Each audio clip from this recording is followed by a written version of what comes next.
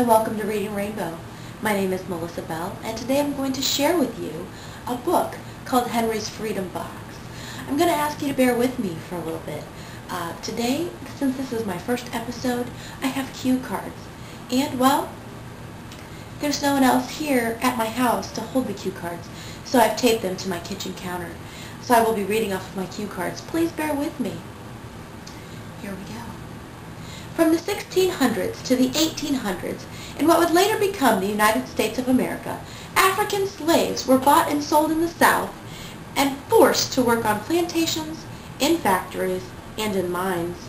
Their living and working conditions were not at all good. The people that owned them were called masters. Some masters treated their slaves kindly and with respect. Other masters would punish, beat, dehumanize, and demoralize their slaves. In all situations, the slaves did not have the basic freedoms that white people had. Luckily, beginning in the 1800s, daring slaves began to make their way northward to freedom with the help of the Underground Railroad. As we know, this was not an actual railroad, but a complex network of individuals that would secretly feed and house slaves on their journey to freedom. These individuals were often called conductors or station masters. They risked their own safety by helping along the fugitive slaves. In the book, Henry's Freedom Box, author Ellen Levine, along with illustrator Phidier Nelson, recounts the story of one slave's clever plan to escape the hardships of slavery and to discover freedom in the North. It was a bittersweet tale of loss and victory. The slave in the story is Henry Brown. As the story begins, Henry is living and working with his family for their master in Virginia.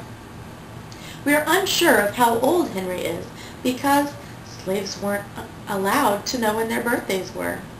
But we can tell from the illustrations that Henry begins as a young boy. As the story continues to follow Henry through his life, we learn that his master changes. He begins to work in a factory. He falls in love and gets married. He has 3 children, and unfortunately, his family is sold to another slave owner. Realizing that he will never see his family again, Henry is determined to be free.